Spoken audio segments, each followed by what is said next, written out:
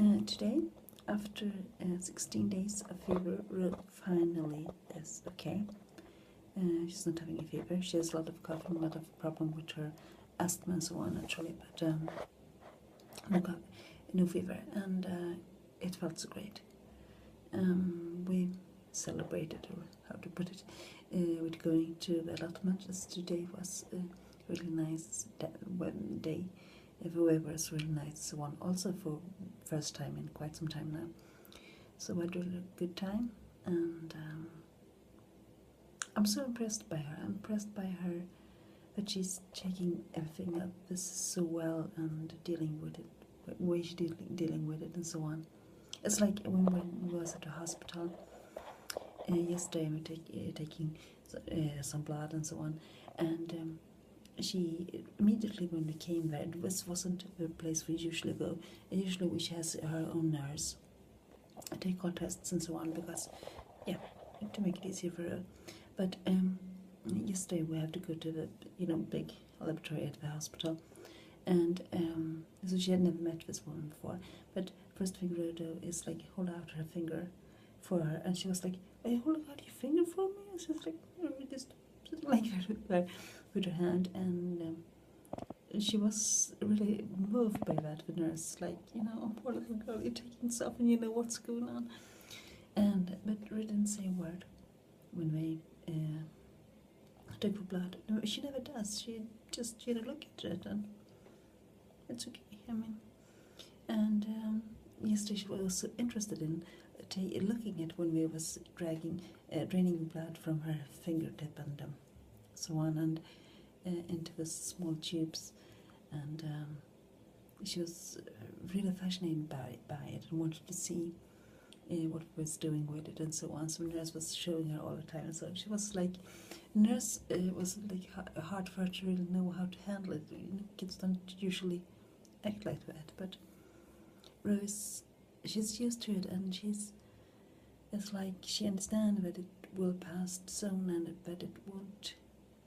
It doesn't scare her. The pain doesn't scare her anymore, and which I think is very relieving in a way, which is I'm not afraid of it. And she has a lot of integrity too. If she don't want to do something, or she doesn't like something, she tells it very clearly, and she doesn't take anything. She has a lot of self-esteem and integrity, simply, and I absolutely love it about her.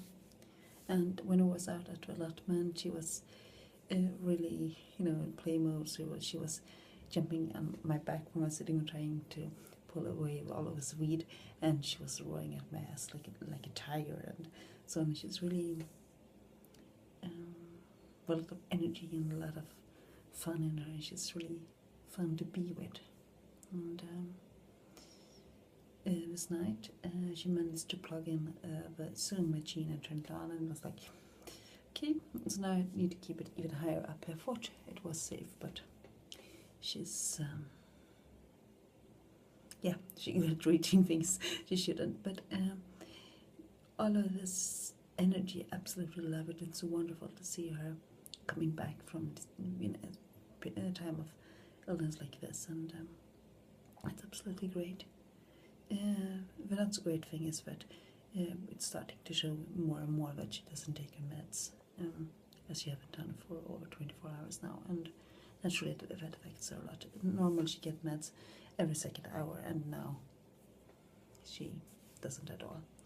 But it's for the explanation, and I hope it will help in the long run. So that part of the day have been absolutely great. And also, when this is over, I try to contain myself, try to focus on Rowan, getting her well and taking care of her and so on. And now I feel I can relax a little bit. A lot of those other feelings I was talking about not long ago, about this bitterness and so on, all of those feelings are coming very strong. It's like, why should she has to go through this? It's it's hard sometimes. It's really hard. And also a lot of angry in me. I have a lot of reasons to be angry, especially at one person. I have very strong reasons to be angry, but I wish I could be angry. I'm not I know I talked about this before, and I'm just not an angry person. I'm not good at being angry. I'm not good at keeping this rage against somebody. I mean, I have so many reasons to be angry, but when I think about it, I can always find excuses and always find an understanding in it. And even if I don't understand the motives behind or how somebody thinks and feels and so on, I almost always can see the person behind, and then the anger disappears. And yeah, I've been talking to a friend about this also, and or lots of friends, and we always keep claiming, it's not worth it, and it's not worth being angry. Or it's not worth to try to understand and so on. But if it's not worth to understand, or if somebody's not worth my time that way, that person is definitely not worth me going, being something I'm not. And I'm not an angry person. I'm not a mean person that way, and I don't want to fall down in that. And yeah, I mean, it's so easy. It's an easy solution when in the moment to just be angry and say bad things about somebody and take everything out and so on.